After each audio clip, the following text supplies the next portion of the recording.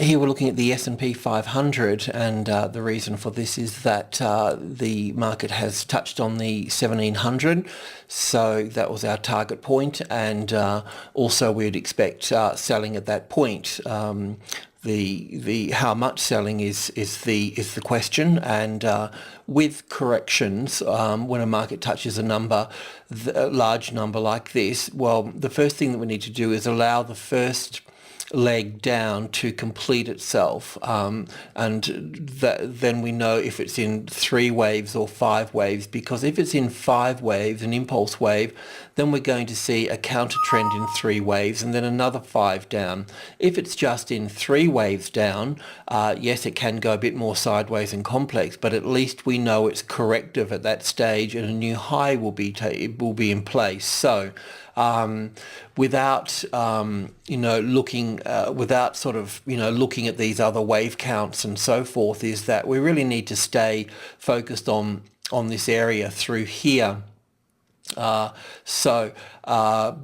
knew that there was going to be selling at the, well, a couple of things here. Yesterday we understood that this was a corrective pattern here, so we would make a new high above here. That's been achieved. We knew that there was going to be selling here because it didn't quite make it here, so that we knew that in the market depth there's obviously sellers sitting there and basically taking control of the market. So at this stage here we can see that the selling is in play here, and what we're sort of looking for here, so far we got 3 waves down. We got 1, 2 and 3 here. Now if this market had moved up through here, up through the low of, say, wave 1 here, then we would have been able to confirm that this is an A and a B and a C, and that would be taking that high out. But that's not the case. It stayed in here, so it can be counted as down for 1, back for 2, down for 3, back for 4, and down for 5. Well, I can't count that down yet either as well, because it hasn't taken this low out. So it's still in a rock and a hard place in terms of understanding if it's going to be in 3 waves or 5 waves. But if it is in the 5 waves here, and we do get this move down through here, then we'll get a counter trend here, something like that in 3 waves, and then we would get another 5 waves down in about the same length as that down through here. Now at that point we can look at that being the same scenario once again, in terms of down here it's got 5 waves down, 3 waves back up here, 5 waves down here, and that could be the end of it and we could move straight back up. But it may only be a larger 5 waves in terms of 1, 2, 3, 4 and 5, and then it repeats itself again. So we would be looking for 3 waves up again. So we're at that vulnerable point where and then down again from that point. So it can really, it can expand from this point here. The other, so we need to be aware of that. The other side of the coin is that, well, we back up here, that we also need to stay with the trend as well. So, without getting too sort of fearful as well. So the trend is up, and yes, we do expect it to move up further. However, we just need to be mindful of what I've just said, because things can get out of control, out of hand, if you lock on and you buy an opinion. It's a little bit dangerous like that. So look, the trend is up. We are expecting a reaction, we are expecting a correction, and that correction realistically could come back to the support of the previous level here, which is the 1680. So as I always say, is that if the orange line, the 72, becomes the retested resistance, then we know that we're in for a larger correction at that stage. So yeah. Right, so long as it stays above that, this whole group 2 here, then the market is to the upside, and we would continue to trade to the upside at that stage. So the Dow Jones is the same as well. We're looking for a top up here, a little bit sort of squashy up here, but this has gotten a little bit tricky to count here. But I sort of see this as up for 1 here and back for 2 here, and then on closer inspection this 1, 2, 3, 4 and 5 here for the third wave, the fourth wave back through here, and looking for the fifth wave up through here, which would be the 1, the 2, the 3, the 4 and the 5 to here. So it can also have that top in play there, but once again we've got this trend to the upside, and in this case here we've got the 15,500. It was resistance and now it's support, so we would need to trade with that. So if I was trading, or trade to the Dow works at every 100 points, so you'd trade to the 15,600, you'd get out, and then you would wait for the 15,600 to become the support on that side of it. If that's not the case, then, well, you don't trade long. This move down through here does appear to be in 5 waves, so this can be the counter trend, and then further downside here. One of the important aspects, and I don't have the chart here on this platform, but the Nasdaq has been down for a couple of days in a row, and as I mentioned yesterday, the Nasdaq's actually got a habit of leading bear markets. That's just its sort of history, and a few days ago it had a nice clean 5 waves down, and then it's retraced those 5 waves in a 3-wave counter trend, and it's starting to edge a bit lower now as well. So that can lead it to the downside. So we can see that markets are getting a little bit sort of toppy in the US. So we just need to be mindful of that.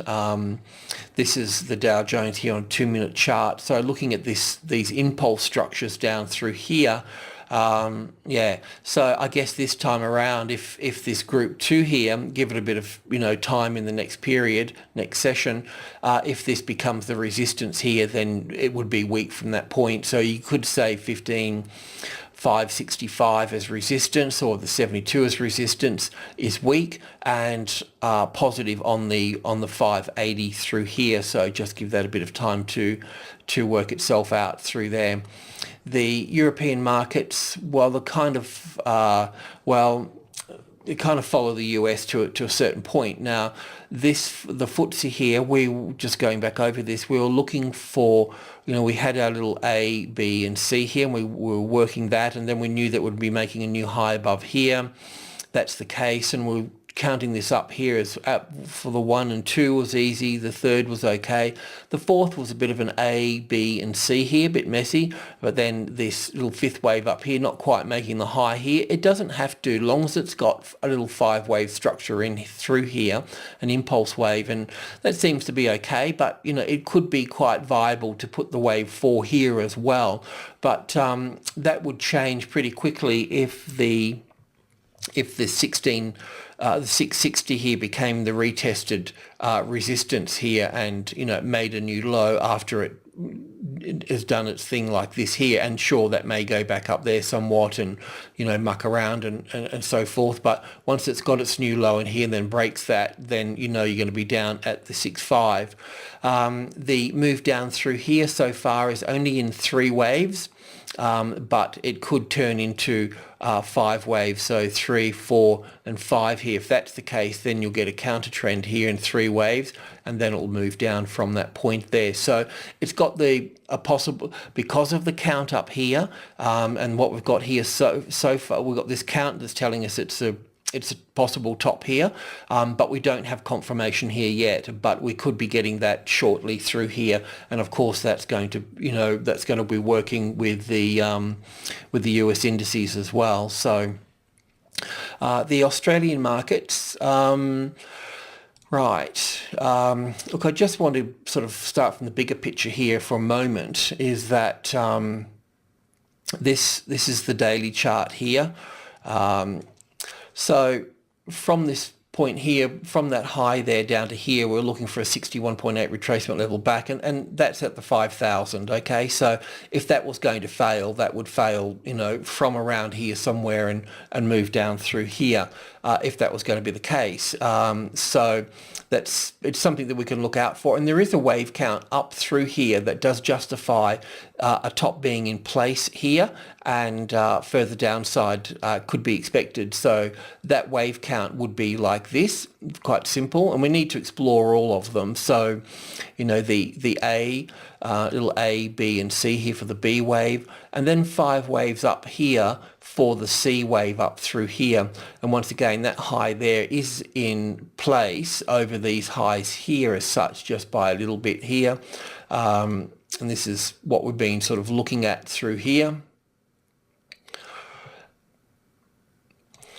So this could be down for wave 1 and wave 2 coming back. So, you know, a move down through here would, you know, help support this being an impulse wave down through here and a corrective wave back up. But, you know, in another sense too, it was resistance and now it's support here. So look, it's all a little bit iffy here, and, you know, I can't give you a crisp, clean answer. We really need to see a couple of things. The reaction on the S&P 500.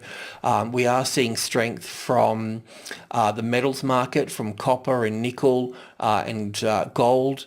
The CPI figures that are coming out, sorry, they're Australian CPI figures, but more importantly, I guess, is the flash manufacturing figures coming out of China today as well. They're expected to be positive by 0.4%, but if that's not the case, then, you know, it could turn sour quite quickly. But while it's above the 5,000, then you need to be looking at long trades, because you need to be on the right side of the closest, largest number.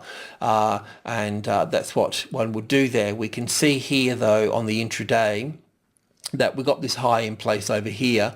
You know, it does this move does look impulsive here. This has got overlapping wave structures through here, so it's a bit sort of corrective.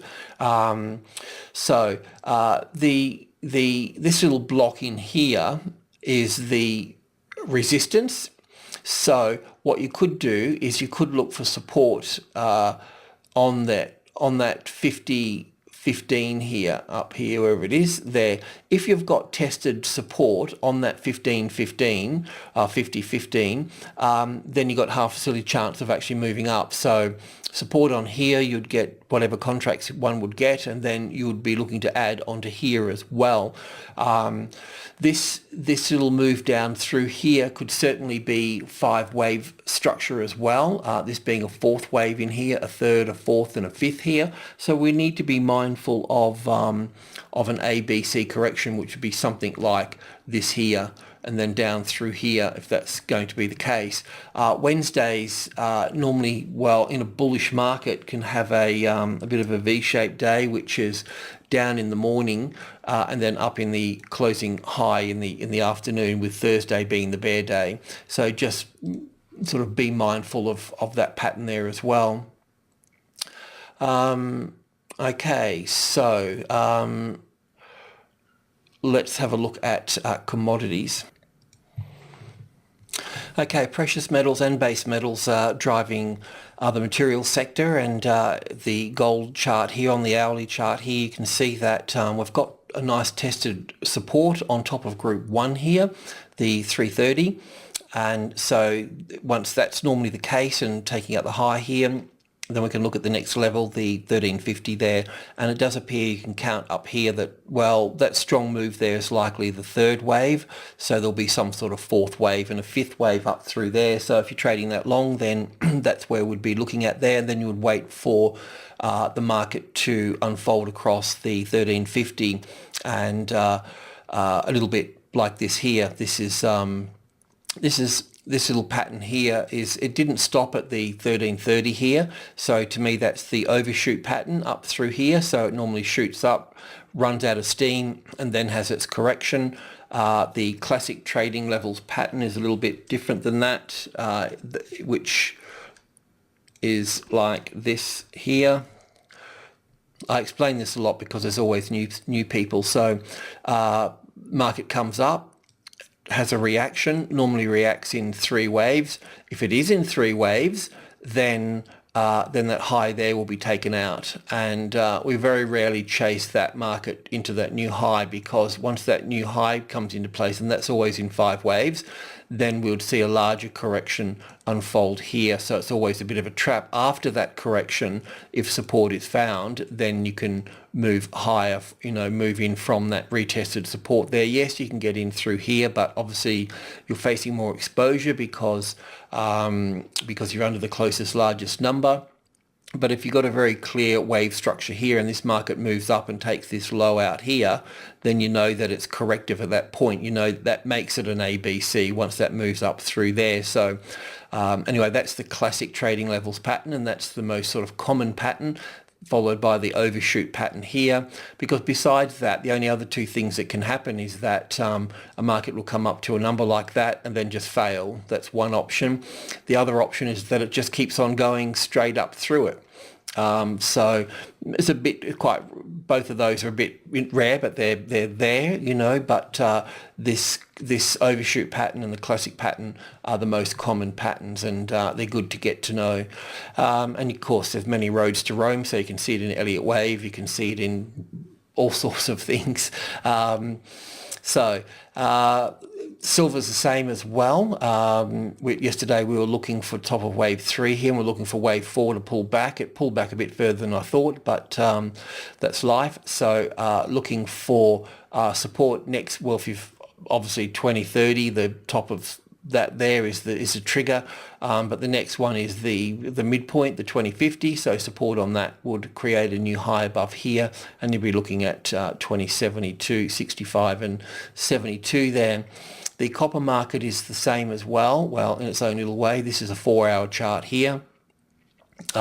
Looking for, we'd recognise this as being the wave 4 here, so up for 1, back for 2, up for 3, back for 4, and up for 5 here. So we're looking for the first high above the level here, and then we need to wait. We need to wait and see if we get a correction here or not, in terms of this last move up through here. Will we get something just like I explained then and support on here? And if that's the case, then we've got some other type of pattern happening through here, and that would really suit the Australian dollar, and it would suit BHP and the materials sector as such. So this little area in here, after this is complete here, becomes extremely important, because if this is not a 3-wave price action, but actually if we get a 5-wave price action through here, then we know that we're going to be down here further from that point. So, and that would be the completion of the A, the B and the C wave through here. So very important what happens here. I'm also aware that this can be up for 1 here and back for 2, and a stronger move up through here. So once again, we'll see this 320 here is going to be extremely important. So sometimes we know where we are, sometimes we don't, sometimes we have to wait for confirmation, and that's what trading is. It's about getting the timing right, and if you move out of your timing and start moving into areas of doubt and taking trades in doubt areas, well then you'll suffer the consequences in over time. The oil market, right, it does appear that we've got a little 5-wave structure down from this high here in terms of the 1, 2, 3, 4, 5. The wave 2 is rather large and compared to the wave 4, so I'm a bit dubious about that, but it will follow stock at the end of the day. So if this is the 5-wave structure down here, then we can call that down for wave A or down for wave 1, back for 2 or B, and down for 3 and C. It's just going to follow stock. So that reaction at 1700 with the S&P 500 is really going to be the guiding light on this here. The 1650, as I've mentioned before, 106.50 is the balance line through here. And in an odd way, there was resistance here, wasn't it?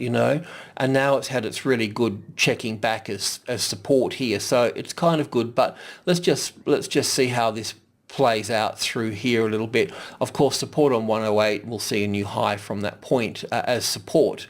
The numbers in here, as I mentioned before, is the 107.50, which is the most important, and you'll see that is going to be your next support or resistance through there.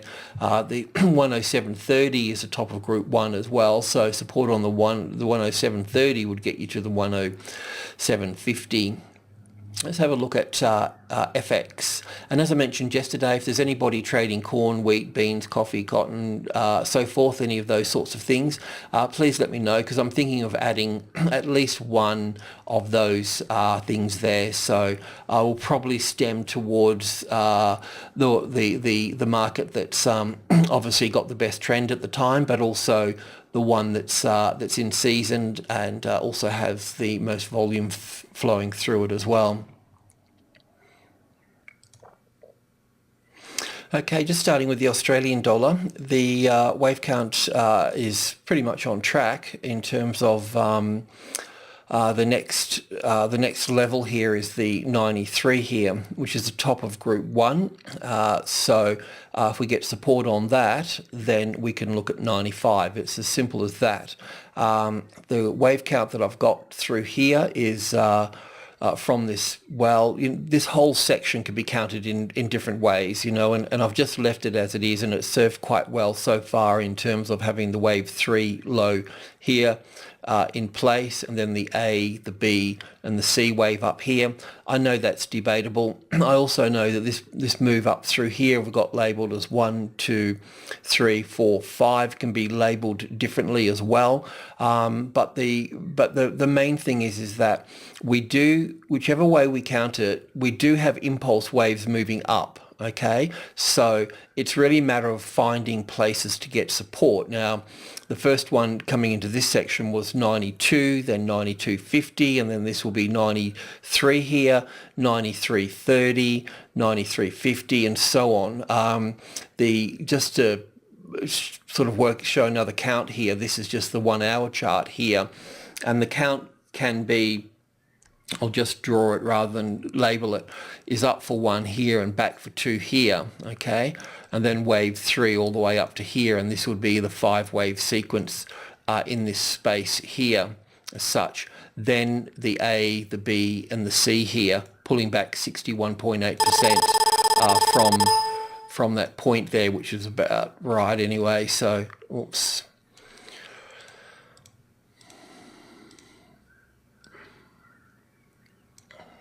The 50-odd% there. So we do, whichever way we look at it, we've got this sort of impulsive wave, but that would just be wave 3 up there, as I just mentioned. So up for the 1, back for the 2, up for the 3, the 50% retracement level for 4 even, and then up for 5 here, up for wave 5, making a new high above here, and that would probably read as, let me just clean this up here so I can see.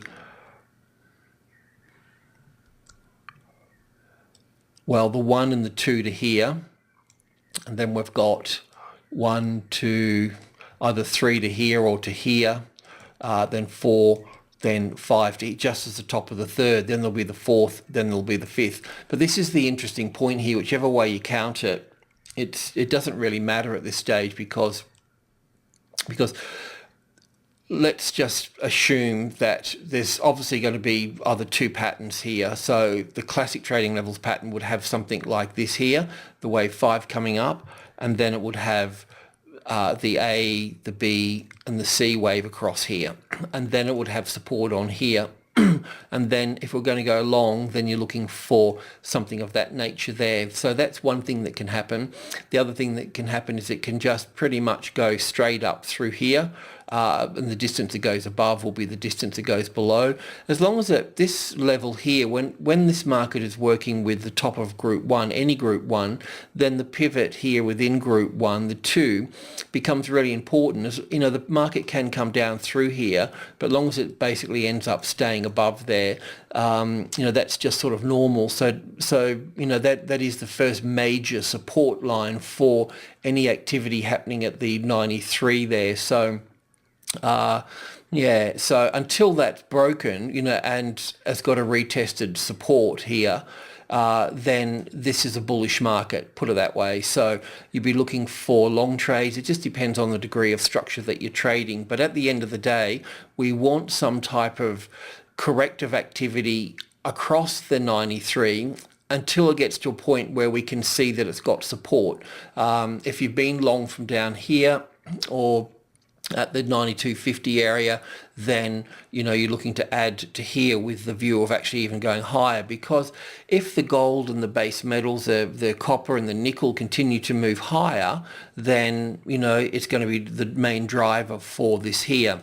The other thing too here is that in the bigger picture here, the 3 here, as it's has been resistance all this time through here, until it gets support on that 93, then it's at risk of failing at this point, even making a new high here as such, and then failing to get back up up here. So that's what we're looking for. And it's going to take time. It's going to take a couple of sessions to to establish itself either way.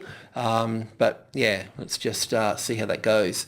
The US dollar, we can expect to bounce off the US dollar at the 92 area through here. We've been looking at tracking 5 waves down from 83, which would be the 1, the 2, third wave down, the 4th wave yesterday. We're looking at getting stuck into, see, it tried to get support up here, but basically failed, and then got resistance at the 92 there. So that too is really important. It's always the sort of cut-off point of where, at what point are you wrong, and it's not the spike down, but it's the locking it in as the retest there. But in this case here, market coming down, we can expect some sort of bounce off here. Now, if we're going to get a bounce off here, the things that we'd be looking for are that it can come back to the wave 4 of 1 lesser degree to here. But if it gets support back on the 82.30, it can trade above it like it did there. But the breakout is important, but the retest is more important. So the same goes here as well. But an established support on the 82.30, really pushes the euro down at that stage there as well.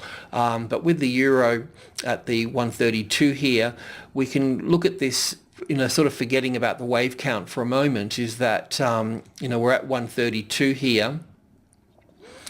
And where are we? So it's got the sort of classic trading levels pattern, really, because it's come up and it's touched on here. It's had its 3-wave correction, and now it's creating the first high above the level. The first high above the level is, always in like 5 waves, so we'll be looking for that. Looking for that there. Now, the point is that, yes, it can trade above this group 1 here, the 10, 20, and 30. That becomes really important. So, until that the pivot within group 1 here becomes the retested resistance, then this trend would stay positive through here. But once this occurs here, then we can expect a larger correction to unfold across the 132 here, okay, and that would reflect the bounce off the 82 for the US dollar as well. So be careful about finding support on this level. I mean, if you do get support here, then you can get to the 50 and you want to get out at 48, 49, 47, 48, the normal places for getting out when you're approaching the number 5. Right, okay, well, that's it. Just sort of recapping a little bit. The manufacturing figures for China are out today. The CPI for Australia is out today. The metals, the gold and the copper are leading as they were yesterday. So hopefully we can get a bit of follow through of those on our gold stocks. That's about it. We also have to be careful of what develops on the S&P 500 at the 1700 there.